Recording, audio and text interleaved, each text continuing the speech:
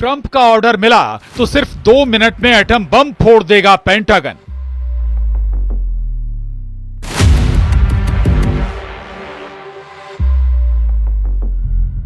Trump का signal मिलने के 120 सेकंड में होगा फैटमैन से 24 गुना पावरफुल धमाका।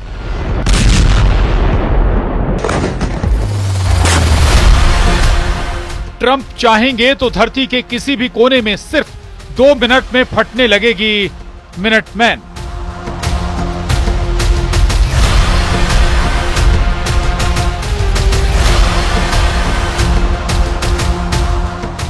सुपर पावर का B61-13 एटम बम तैयार, मॉस्को टू तेहरान हाहाकार।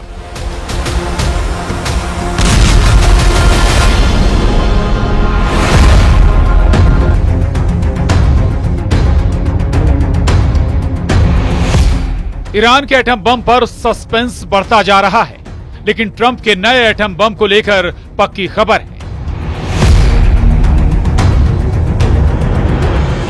अमेरिका ने एक ऐसा एटम बम बनाया है जो कि जापान में फटे परमाणु बमों से 360 गुना ज्यादा विनाशकारी है। सबसे डरावनी बात यह है कि ट्रंप नए एटम बम से सिर्फ 120 सेकंड में दुश्मन को दहला सकते हैं।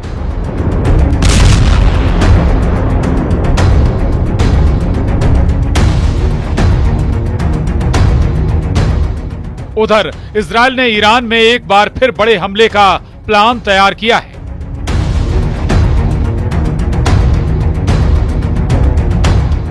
इस बार नेतन्याहू के टारगेट पर खामेनेई का वो जनरल है जिसने इजरायल पर 400 मिसाइलों की बौछार की है।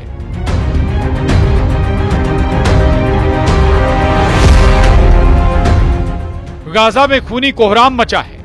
यमन का हाल गाजा से भी भयावह है।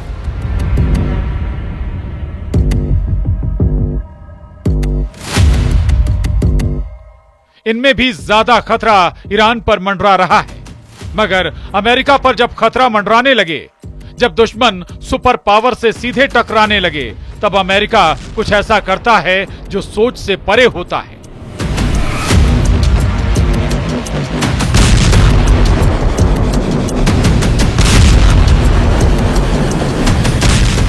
ट्रंप को टेंशन दे रहे देशों के लिए पेंटागन से बहुत ही डरावनी रिपोर्ट रिलीज कर दी गई है। अमेरिका ने सिर्फ 2 मिनट में एटमी धमाके की तैयारी कर ली है।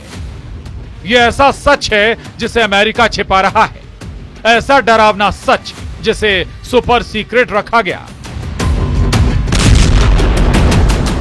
मगर पेंटागन की गोपनीय रिपोर्ट लीक हो गई है, जिससे पता लगा है कि ट्रंप ने 2 मिनट की टाइमलाइन में दुश्मनों को परमाणु धमाके से दहलाने का इरादा शपथ लेने के समय ही जताया था।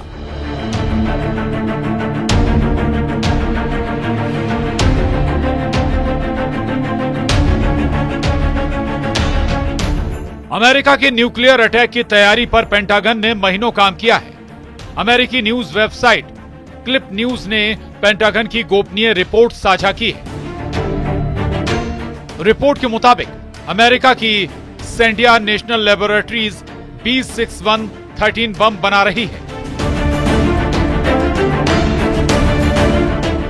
B61-13 साल 2026 तक हमले के लिए तैयार हो सकता है। रिपोर्ट के मुताबिक ये बम हिरोशिमा पर गिराए गए बम से 24 गुना ज्यादा शक्तिशाली होगा। B61-13 की क्षमता करीब 360 किलो टन बताई गई है। दुनिया ने सिर्फ 2 एटमी धमाके देखे हैं।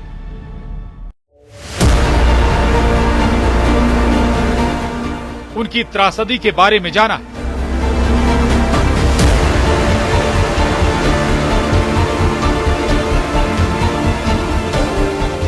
हिरोशिमा और नागासाकी में प्रलय लाने वाले दोनों परमाणु बम 25 किलो टन से भी कम क्षमता के थे।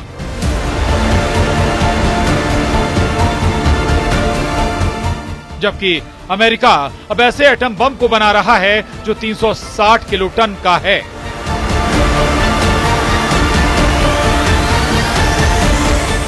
आखिर अमेरिका ऐसे महाविनाशक हथियार को क्यों बना रहा है?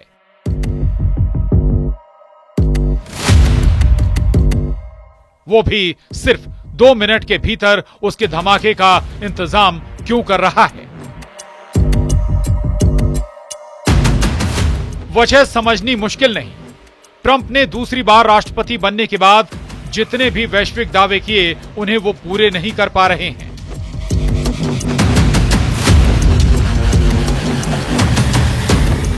अमेरिका जैसे देश की अदने से देश सुन नहीं रहे हैं।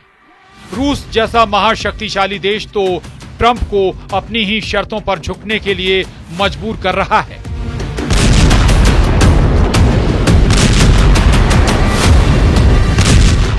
चीन, जिससे अमेरिका को सबसे बड़ी चुनौती मिल रही है, वो हर दिन ट्रंप को चिढ़ा रहा है।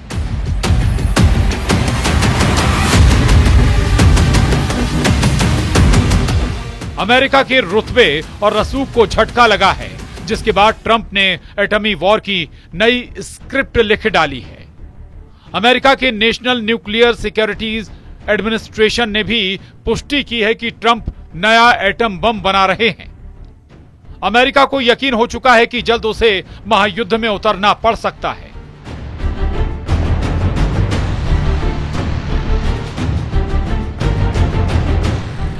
ये वॉर जोन यूक्रेन रूस का भी हो सकता है और खाड़ी देशों का बखेड़ा भी। दोनों वॉर जोन में हालात तेजी से बदल रहे हैं। ट्रंप की तमाम कोशिशों के बाद भी युद्ध खत्म होने का नाम नहीं ले रहा।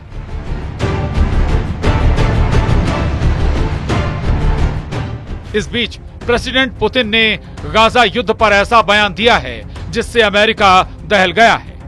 प्रेसिडेंट पुतिन ने हमास के कब्जे से रिहा हुए 3 बंधकों से मुलाकात की है।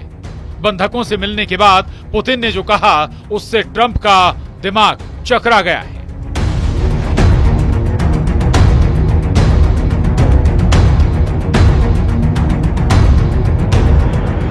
उधर रूस के राष्ट्रपति व्लादिमीर पुतिन ने कहा कि आपके साथ जो कुछ भी हुआ वो एक बड़ा दुर्भाग्य है, लेकिन ये सच्चाई है कि आप लोग आजाद होने में कामयाब रहे। ये रूस के फिलिस्तीनी लोगों, उसके प्रतिनिधियों, विभिन्न संगठनों के साथ मजबूत रिश्तों का नतीजा है। मुझे लगता है कि हमें हमास के राजनीतिक नेतृत्व के प्रति आभार व्यक्त करना चाहिए कि उन्होंने हमें बीच में ही मदद की और इस मानवीय कार्य को अंजाम दिया।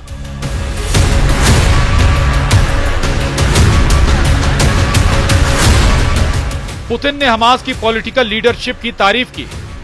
पुतिन के बयान से साफ है कि गाजा को लेकर उनका रुख अमेरिका और इजराइल से मेल नहीं खाता।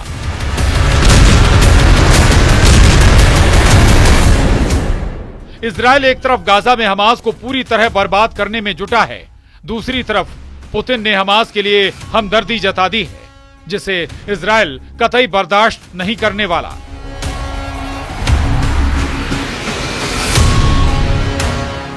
ऐसा इसलिए कि अब पीएम नेतन्याहू खुद वॉर फ्रंट पर जाकर हमास पर हो रहे हमले के सारे अपडेट ले रहे हैं। गाजा पट्टी में खड़े होकर नेतन्याहू ने हमास को पूरी तरह तबाह कर डालने का प्रण फिर से दोहराया है।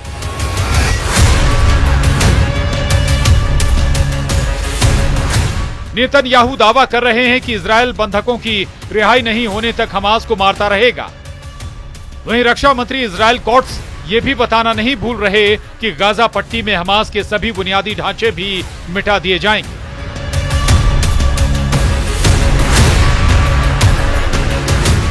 इजराइल के रक्षा मंत्री ने दावा किया है कि हम अपने दुश्मनों को, हमारे समुदायों और नागरिकों को कभी धमकाने नहीं देंगे। इसलिए अभी जो ऑपरेशन चल रहा है वो हमास पर सबसे पहले बंधकों को रिहा करने का दबाव डालने के लिए हो रहा है।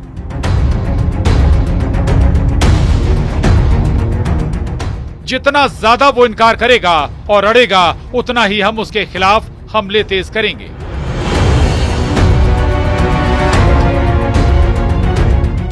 जब तक कि वो हार नहीं जाता और सभी बंधकों को वापस नहीं कर दिया जाता।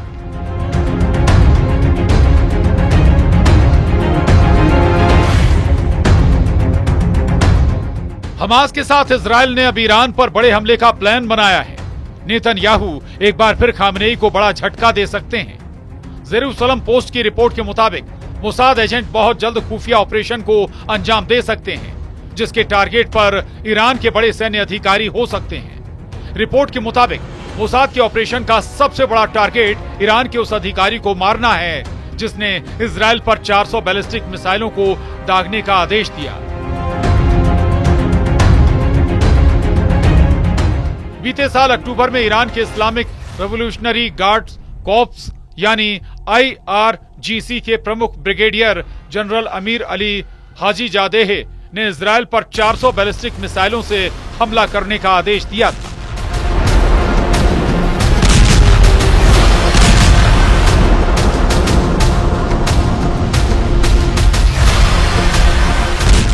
जनरल हाजीजादेह फिलहाल सुप्रीम लीडर खामनेई के सबसे भरोसेमंद माने जा रहे हैं।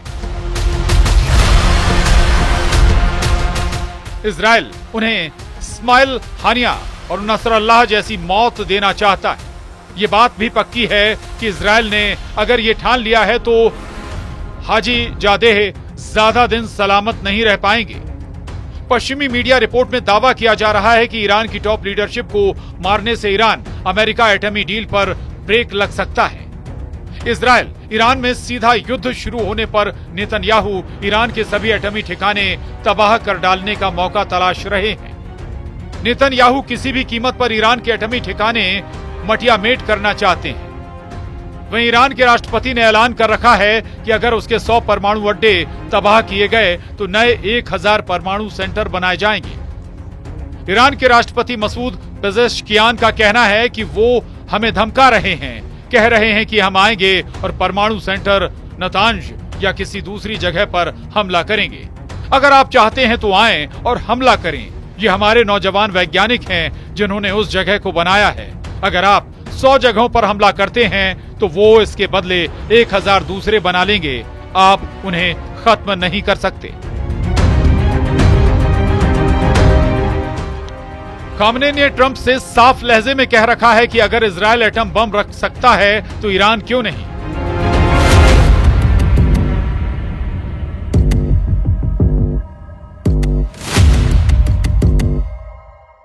ईरान चाहता है कि ट्रंप पहले इजराइल के सभी एटम बम छीन लें। ईरान यहां तक कह चुका है कि खाड़ी के किसी भी देश के पास परमाणु हथियार नहीं होने चाहिए, तभी वो एटमी प्रोग्राम बंद करने के लिए राजी होगा। वहीं ट्रंप ने ईरान अमेरिका एटमी डील के दूसरे राउंड से पहले इशारा किया है कि ईरान परमाणु प्रोग्राम चला सकता है, बशर्ते एटम बम बनाने की बात को भूल जाए।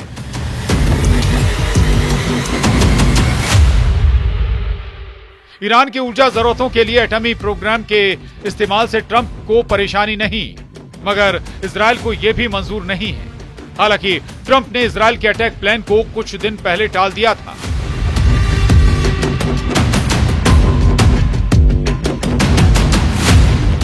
टाइम्स ऑफ इजराइल की रिपोर्ट्स में दावा किया गया है कि इजराइल अप्रैल महीने में ईरान की एटमी साइटों पर सिलसिलेवार हमले करने जा रहा था।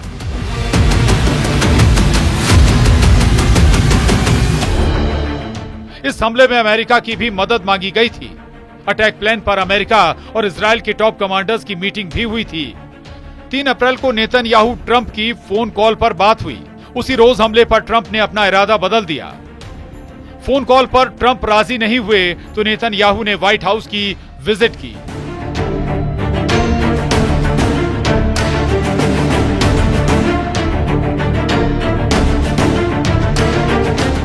ईरान की न्यूक्लियर साइटों पर हमले के लिए जोर दे रहे नेतन्याहू को उस मीटिंग में ट्रंप ने नया फॉर्मूला समझाया, जिसके बाद ईरान अमेरिका में एटमी डील पर बातचीत शुरू हो गई।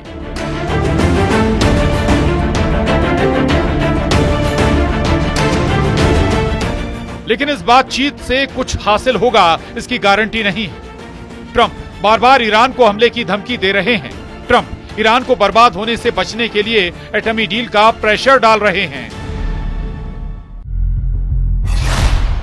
मगर ईरान अपनी शर्तों पर टिका है। इधर पुतिन के खाड़ी युद्ध में एंट्री होते देख इजराइल और अमेरिका अलर्ट हो चुके हैं। ट्रंप को यह डर पहले ही सता रहा था कि रूस किसी भी दिन खाड़ी युद्ध में एंट्री ले सकता है। इसी वजह से उन्होंने 2 मिनट वाला एटमी प्लान बनाने का ऑर्डर दे रखा है।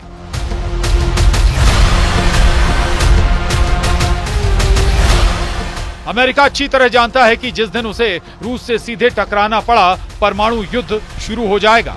एटमी वॉर में रूस को हराने के लिए सुपर पावर को हिरोशिमा नागासाकी से 300 गुना ताकत झोंकनी पड़ेगी।